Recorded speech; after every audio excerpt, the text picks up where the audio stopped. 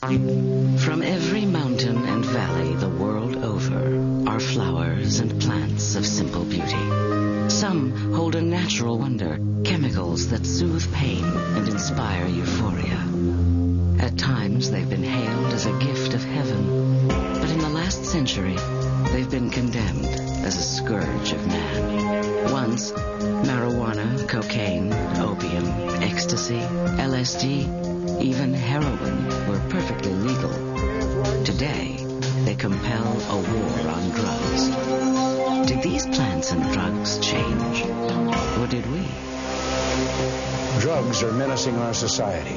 It's like a 5-hour orgasm. Used wisely can produce the greatest ecstasy that man knows. Hello, I'm Roger Mudd. Welcome to the History Channel. The latest drug craze to hit America is ecstasy, and as the name suggests, it's a drug that produces euphoria so intense that users ignore extreme physical and mental risks. But unlike LSD, ecstasy is being taken by people of all ages, not just youth. In July 2000, federal agents seized a record-breaking 2.1 million doses. Join us now as the History Channel presents Hooked: Illegal Drugs and How They Got That Way, LSD, Ecstasy, and the Raves.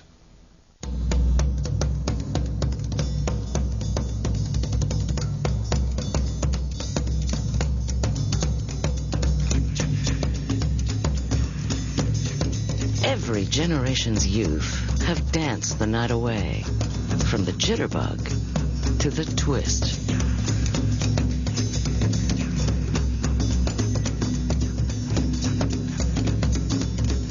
Part of the adventure of the youthful rite of passage often involves the use of illegal drugs, from spiked punch to marijuana and LSD.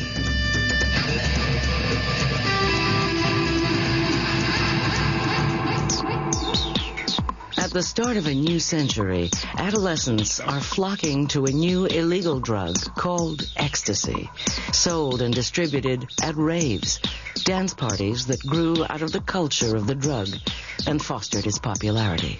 But my favorite drug in the whole entire world is ecstasy. Imagine if you just won $100 million in the lottery, and everyone around you has also won $100 million in the lottery. That's what it feels like to be on ecstasy, where you feel this great high, you feel everyone else is also high, everyone else is just great, you feel closer to other people. Oh, it's like a 5-hour orgasm. This is not about like opium where you want to go zone out and drop out. It's not that kind of escape. It's not let me drop out of the world and do nothing. It's let me have excitement. Let me do something wild and different. Let me enjoy this because I want to be awakened to it. I want to run around and get involved. Right on, man. Adolescents throughout history have used illegal drugs in rebelling against the prevailing social values of the day. If you look at the late 60s, drugs like LSD and psychedelics were quite popular. And I think then people were responding to the oppressiveness of America in the 1950s and the early 60s and really seeking sources of expression, really seeking to create an alternative universe, if you will. Just as LSD, marijuana, and Woodstock unite a generation, experts say ecstasy and the rave scene act as a glue for millions of savvy middle-class kids seeking an escape from the isolation, alienation, and loneliness of the modern day. For $25 to $40 a pill, ecstasy users can purchase an increased sense of intimacy. They call it the love drug, and it's not really about that at these crowds. It's not about sex. It's about family and being close and being together. That sense of emotional well-being is nothing more than a chemical reaction inside the brain. Ecstasy stimulates the discharge of serotonin, which affects mood, energy, and emotion. Normally what happens, a little bit of serotonin gets released at a time. And in fact, antidepressants such as Prozac and Zoloft and Paxil also act on serotonin. What ecstasy basically does is it takes serotonin and releases it all at once. And the next nerve gets all the serotonin and just goes berserk, basically. Intimacy, empathy, openness. The chemical compound that inspires these feelings is methylene dioxymethamphetamine, or MDMA. Though not physically addictive, it could cause psychological dependence. An average 100 milligram dose lasts between 6 to 10 hours.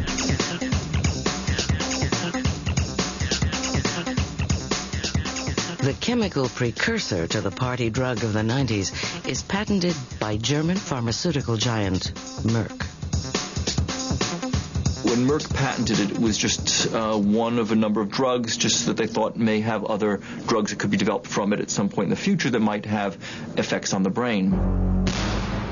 But this is World War I, and the Germans must focus on drugs for the war effort. With Germany's defeat, MDMA and every other patented drug is turned over to the Allies as a spoil of war. Its existence is lost from memory until the Cold War compels the Pentagon to re-examine its potential for national defense. In 1953, the U.S. Army began to experiment with ecstasy in animals, dogs, guinea pigs, monkeys, to see whether it might have use in chemical warfare. Again, the drug was then dropped for a while. The love drug does nothing of use for war, but the compound still exists.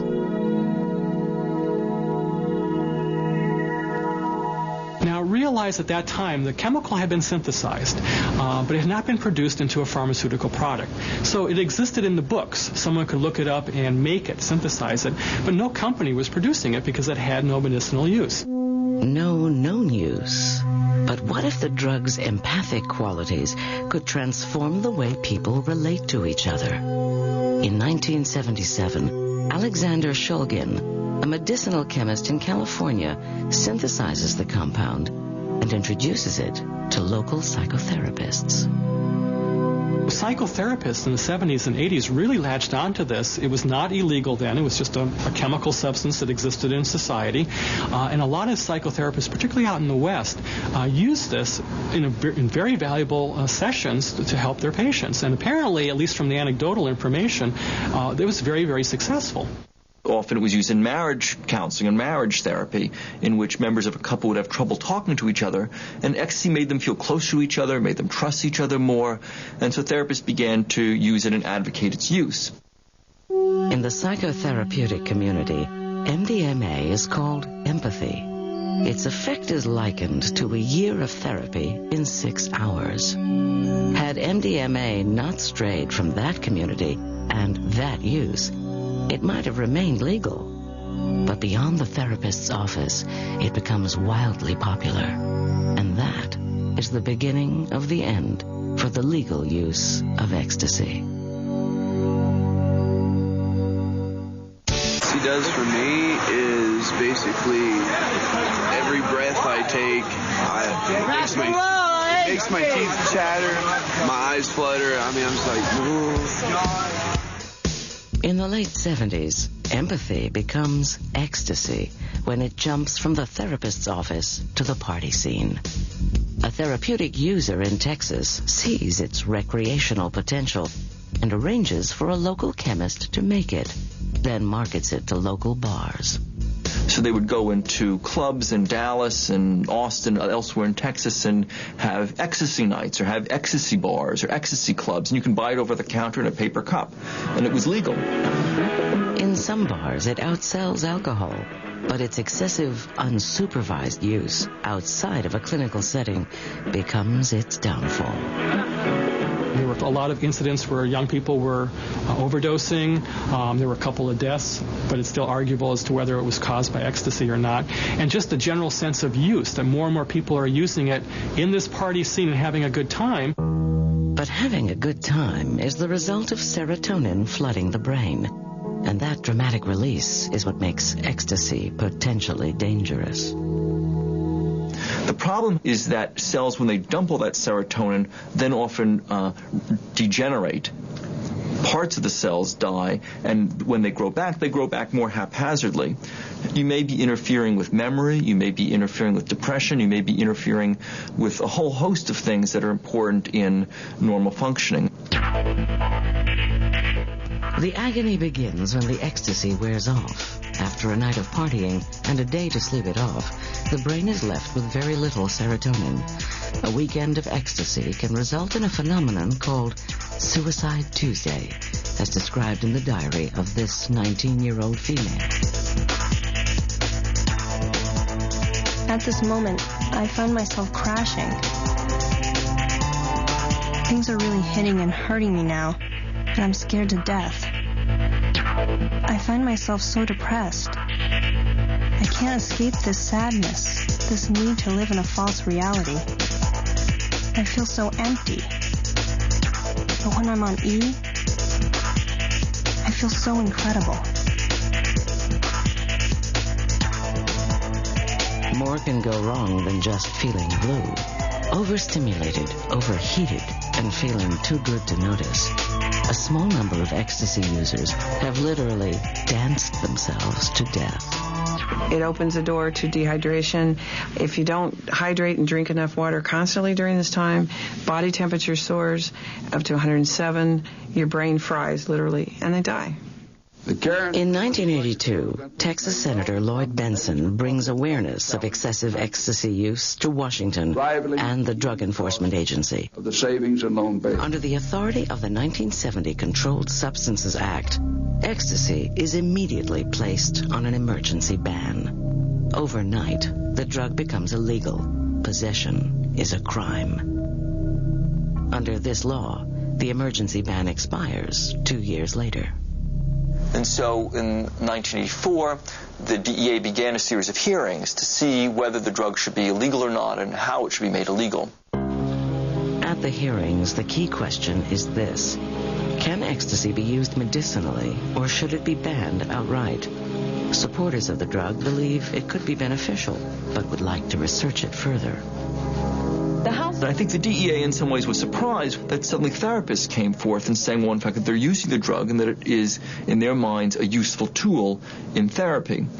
What came to be an issue was what the definition of medical acceptable use is. And on the one hand, you had therapists saying they were using the drug and that it was useful. On the other hand, you had scientists saying, well, but it's not meeting the definition of being scientifically proven to be useful. And society. Advocates argue to keep the drug legal for two reasons. First, they believe it is useful in therapy. Second, making it illegal would ban all future research. Without research, there can be no study of the drug's effects. Opponents believe the drug is dangerous and ironically cite the lack of MDMA research to justify a ban. After an official finding, the Drug Enforcement Administration overrules the judge. The administrative law judge that was overseeing the hearings that were held to determine if ecstasy should be made illegal, or MDMA, didn't think it should be. And he was overruled by the federal government, and it was banned. We've got the transcripts. He couldn't find any reason why, and it was a Schedule 1. When the government categorizes the drug as Schedule 1, it is judged to have a, quote, high potential for abuse and no medical use. As a Schedule 1 drug, ecstasy is outlawed from further testing. This is the first time a specific act of Congress is not required to make a drug illegal. In the early part of the 20th century, heroin, cocaine, and marijuana are legal drugs too. In spite of their dangers, Congress is unable to ban them because that is seen as a violation of the Constitution's assignment of police powers to individual states. But that changes when a fearful public demands Congress to act. They do, basing the first federal drug laws on taxation. By 1984, when ecstasy is banned, society's attitude towards drugs and the Constitution has changed.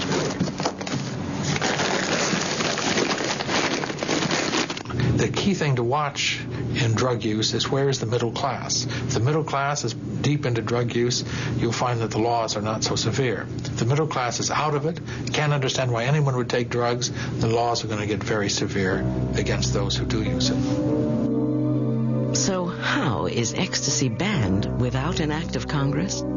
The answer belongs to a modern policy that emerges out of another drug in another time, LSD. The drug that some believe will change the consciousness of America does more to change American drug laws and the way legal drugs become illegal.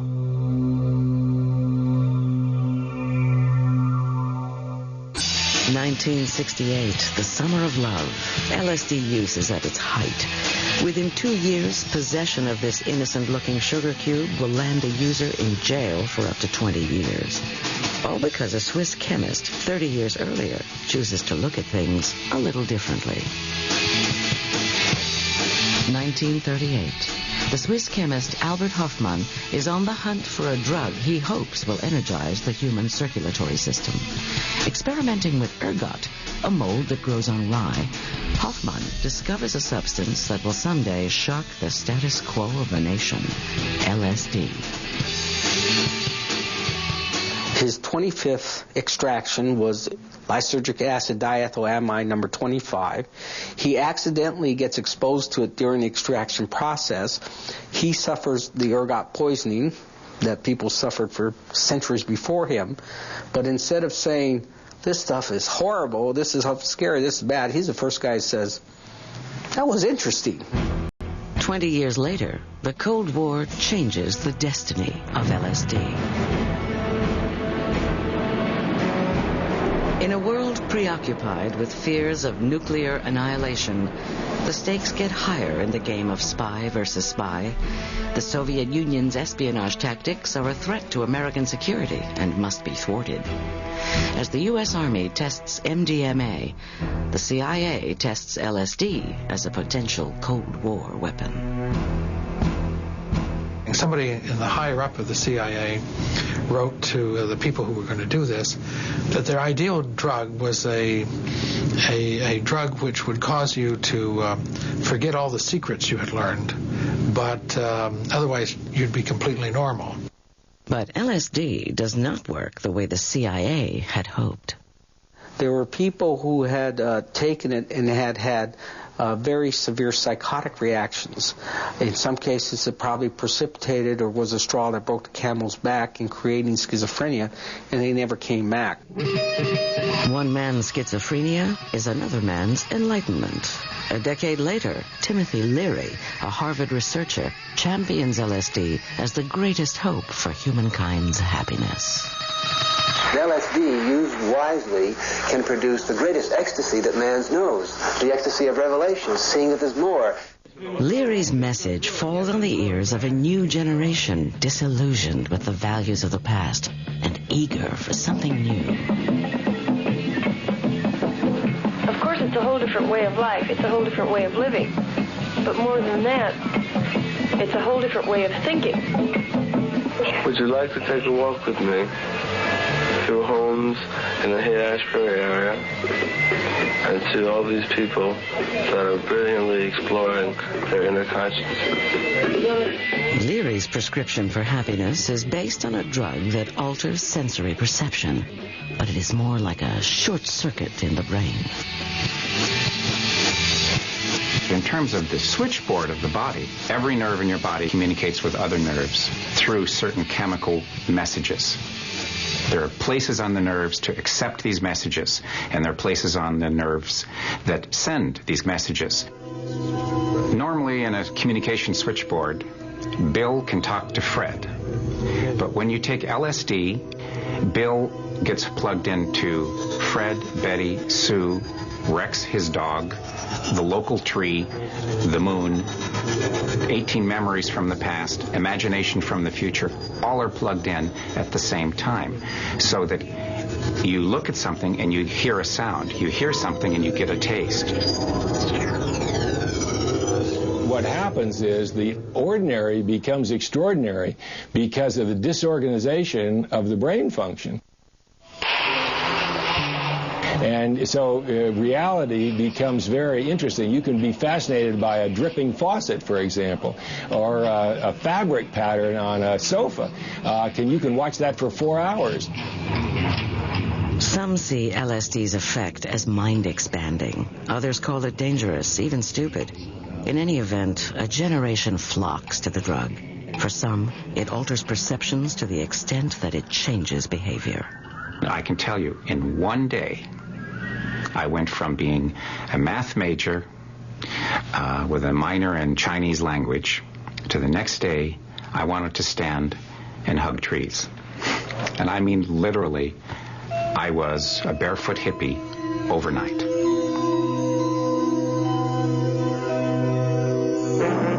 Come on, love, right into my soul. I say to the young kids, form your own religion. Do as it's always been done. Turn on, tune in, and drop out. And many do just that. Look out, baby, my blood's turning cold. Timothy Leary was just selling ideas. He wasn't selling drugs, and he was going to change the world by getting people to use hallucinogens. It's always been done. What's going on in the United States today is a revolution in consciousness facilitated by these psychedelic chemicals. Leary's attempt to start a revolution in consciousness in the 60s leads to an explosion in the use of hallucinogens. But the trouble is, LSD... People don't remember that the first drug in the drug epidemic was not heroin and not cocaine. It wasn't even marijuana. The first drug in the modern drug epidemic was hallucinogens. LSD's impact on the nation becomes even more profound as unprecedented population growth creates a record number of users.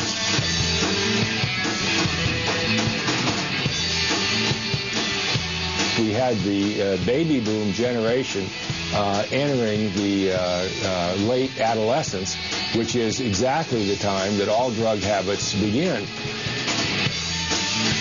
And when the baby boom hit that 16, 17, 18 age group, the culture changed in a very profound way, and the concept of youth culture became synonymous with drug culture. Unlike opium or heroin, which move from medicinal to recreational use, LSD is strictly a recreational drug, one that is identified with an entire generation. LSD is really very different. When LSD was first given to drug addicts and they were asked whether they liked the drug, they said no, they didn't like the drug. I don't think anybody uses cocaine or heroin to expand their consciousness, but people will take LSD and the other hallucinogens as part of a journey of self-discovery, and that's very different.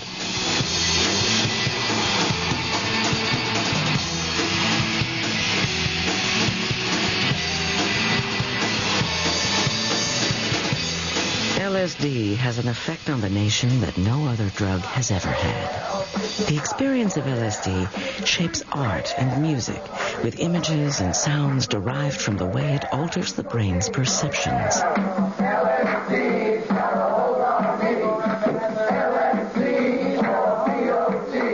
More than a drug, it is a symbol, an emblem of a generation that doesn't trust anyone over 30. LSD is the drug in sex, drugs, and rock and roll.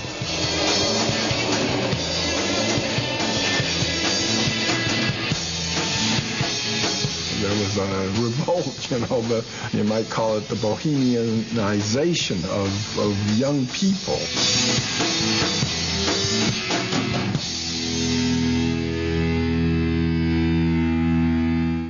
LSD, though perfectly legal, will soon be banned. That will happen as the drug is linked to the rebellious behavior of youth in the 60s. We had the most potent psychoactive drug on the planet being directly marketed to our youth, and they were very interested in it. And the results of their taking it were causing a disintegrating effect in society. But its journey to an outlawed substance will get a push from another drug and a totally different drug user.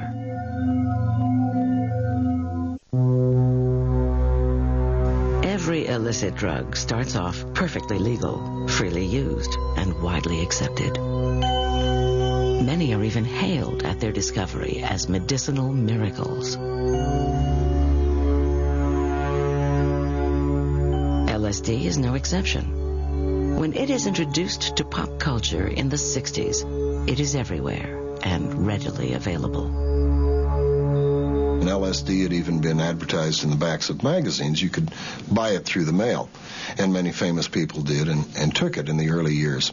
The more LSD is used, the more its dangers emerge. But while the physiological effects are quite unspectacular, the effects on the mind are explosively disruptive. Reaction to the drug is completely unpredictable. It can be the hoped-for heaven or a hell full of horror. And there are The drug leaves its mark in phrases that become a part of the language of the day. Bummer, flashback, and bad trip. There is no sure antidote for a bad trip. People, when their states of consciousness are altered, have a false sense of reality. Some people feel they are omnipotent. Some people feel they can fly. Some people are so disconnected, may engage in activities they would normally not engage with, and be totally embarrassed or upset once they came back to their senses. Unfortunately, these dreamy, psychedelic trips are very often one way. They weren't ready for it. They didn't understand what was happening to their mind. Post-LSD reaction is a very depressing reaction. People, brain chemistry is so used up that they go into a funk. They go into tremendous morose feelings, and they can become suicidal. LSD's potential for personal harm makes headlines. Ironically, the coverage about its dangers, intended to deter its use, actually encourages it, spurring the epidemic. The media began to have big scare campaigns against these drugs, and the scare campaigns got kids interested in the drugs, and they began taking them. The big rise in drug use among kids followed the media campaigns rather than preceded it. Anti-LSD educational films begin to appear nationwide.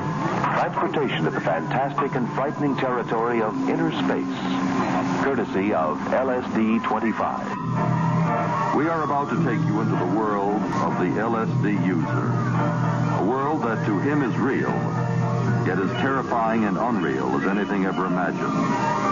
We call his trip of terror to fly a giant bird. LSD's dangers, whether disseminated as scary hyperbole or scientific fact, weigh heavily in the national debate about whether or not to ban it. To lawmakers on Capitol Hill, there is a perceived link between LSD and social anarchy, which threatens the very fabric of society, making its use as dangerous to the country as heroin or opium. They see it as a catalyst, or a simple-minded, well, if we keep marijuana and psychedelic drugs out of circulation, we'll never have that kind of trouble again. Before things settle down, 400 If we get into a Vietnam War, there won't be lots of people out there protesting. If we, the civil rights movement, all the things that the free speech movement, I think all those things were connected with marijuana and psychedelics. And of course, it's not causal, but I think in the minds of a lot of these people, that's what made the difference here. And at Kent State in Ohio, 4 students are killed.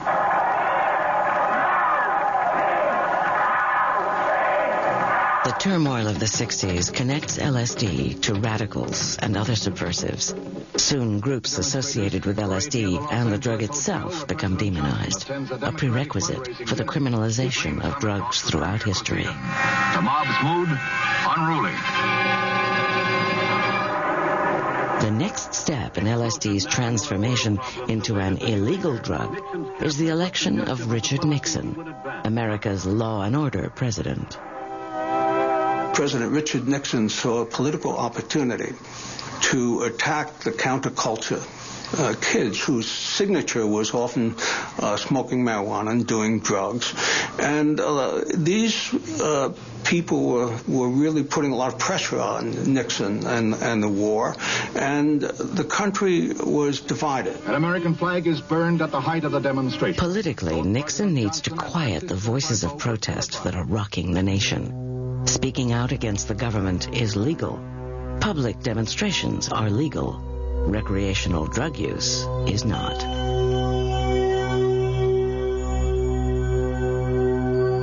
Meanwhile, the nation's top cop, FBI Chief J. Edgar Hoover, sends an official memo stating, since the use of marijuana and other narcotics is widespread among members of the New Left, you should be alert to opportunities to have them arrested by local authorities on drug charges.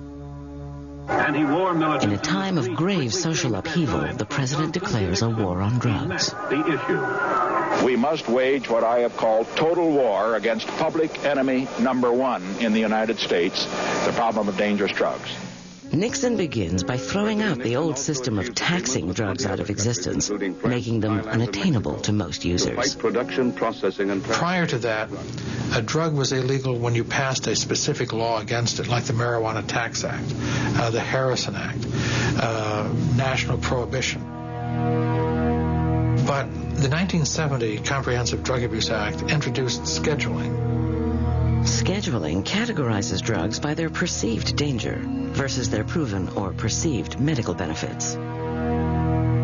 Schedule I drugs are drugs that are thought to have no legitimate medical value and therefore are absolutely prohibited except in rare cases of research.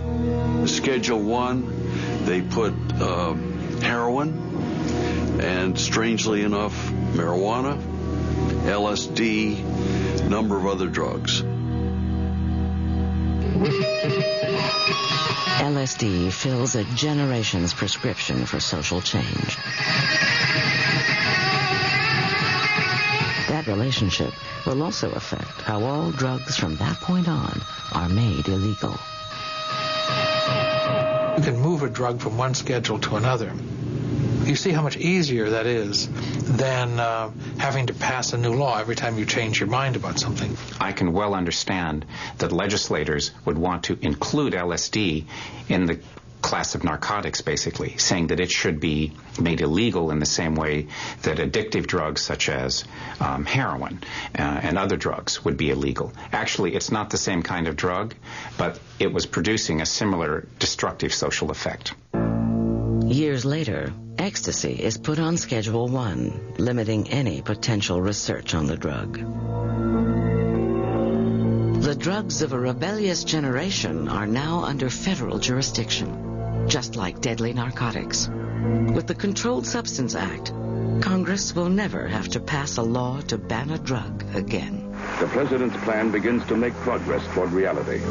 Drug arrests are doubled. 3 times as much heroin is seized.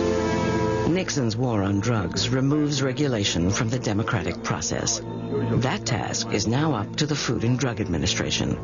Meanwhile, Nixon creates the Drug Enforcement Administration, or DEA, whose yearly budget increases over 30 years to nearly $18 billion. With that money, the DEA wages what has become the longest war in American history, a war that has yet to be won. This is one area where we cannot have budget cuts. The war goes beyond law enforcement. Treatment programs, banned under the first drug laws of the century, are reinstated. Acid, baby, the stuff dreams are made of. LSD, like its predecessors, goes underground. What happened was it lost its public image, so that you didn't see it in the newspapers. It didn't light up the television screens. So the dramatic change had to do with the public attention, much more so than the levels of use. It's never gone away. It's been a mainstay of the youth drug scene since the late 1960s, and it is today. Illegal drugs have been likened to weeds. They're never completely eradicated. At the start of a new century, new drugs appear, never before seen, that pose yet another threat to a generation of kids on the brink of adulthood. Hands above your head! Hands above your heads. Put your hands on top of your head. Nixon's plan to stamp out illegal drugs initiates a prohibition based on the belief that no one has a right to take a drug proven or perceived to be dangerous. You'll not be hurt. Just cooperate, okay? The constitutional right to pursue chemical happiness, in place a century before, has vanished. No search you carrying any weapons? No, sir. Okay. Yet what the government does to protect its own citizens is often criticized. Spread your legs out a little. If you sum it up and you look at the drug war, number one, it hasn't reduced the production of drugs in the source countries. Number two, even if it did, the synthetic drugs that are made here are just as dangerous. We would still have a similar drug problem. Number three, 90% of the drugs come into the country undetected because of the vast trade that we have. And it hasn't stopped drug use and drug selling.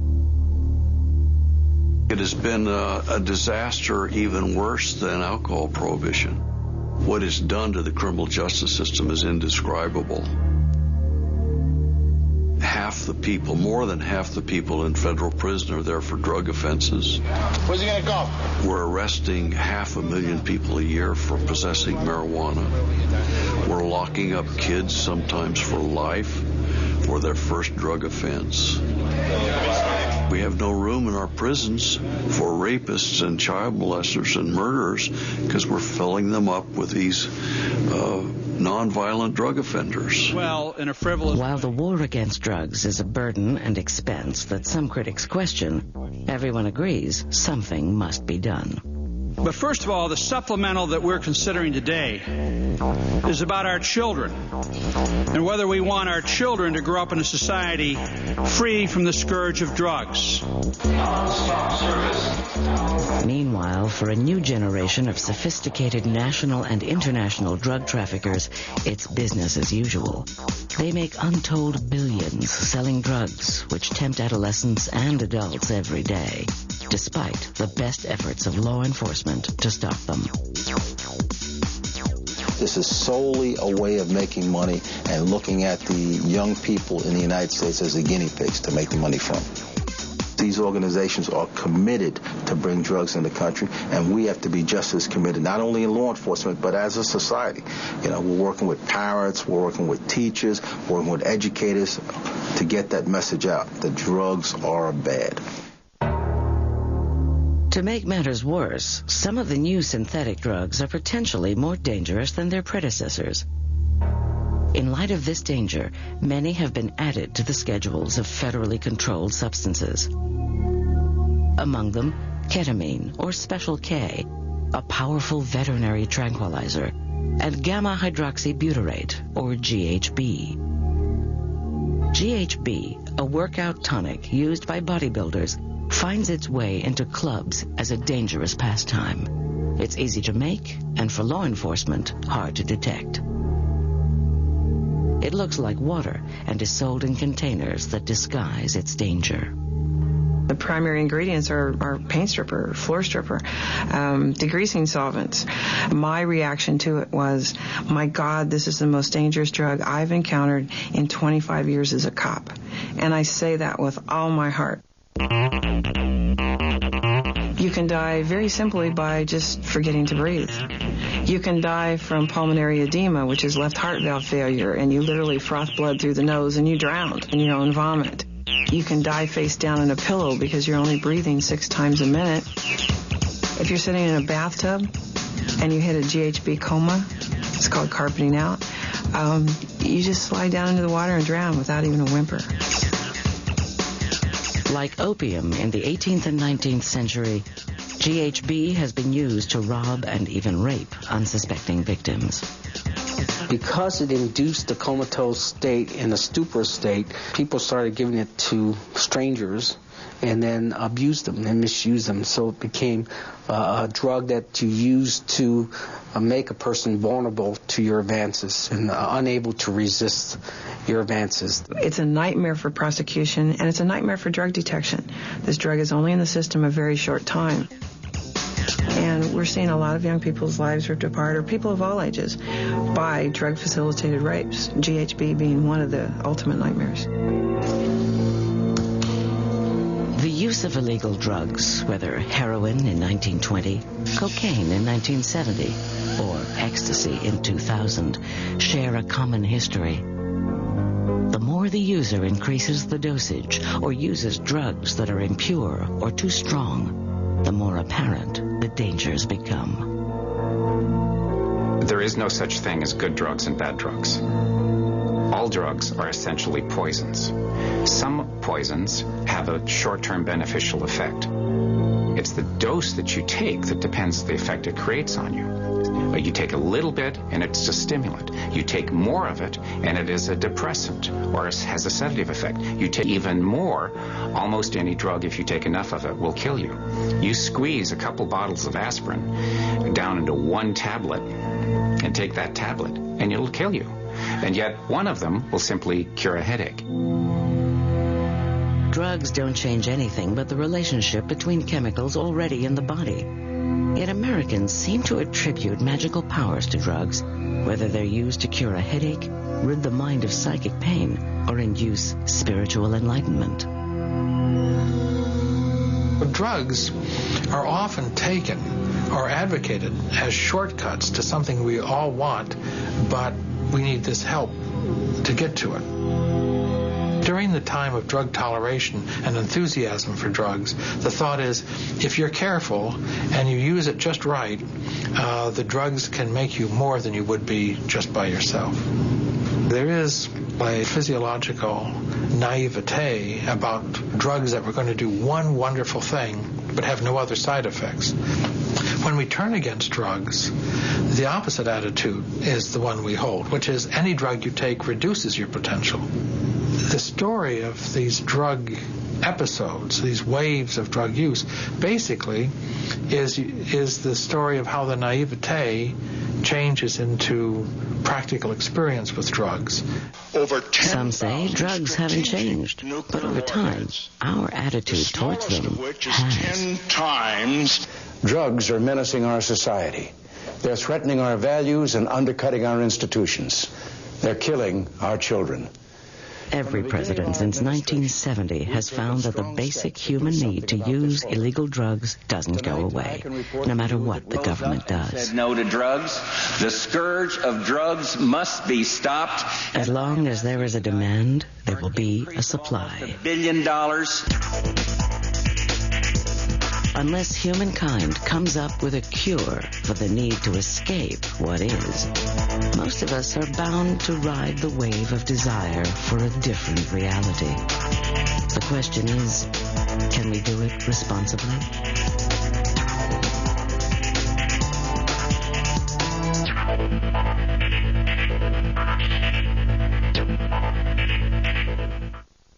Aldous Huxley, the author of Brave New World, began taking LSD in the years before his death in 1963. He was one of many who thought LSD had spiritual and therapeutic value. But today, the director of a California prep school, which Huxley helped found, says Huxley would have been appalled that his writings about LSD have been used to justify recreational drug use. The school still observes many of Huxley's philosophies, but it also enforces a zero-tolerance drug policy. For the History Channel, I'm Roger Mudd. Thanks for watching. The History Channel proudly offers the program you're watching on home video for only $39.95 plus shipping and handling. To order, call 1-800-708-1776 or shop online at historychannel.com. Our president was gone. Generals were in rebellion. In 30 days, we would cease to exist as a nation. But a handshake and one man's word changed history forever. It wasn't a month. It was a miracle. April 1865, Monday at 9, only on the History Channel.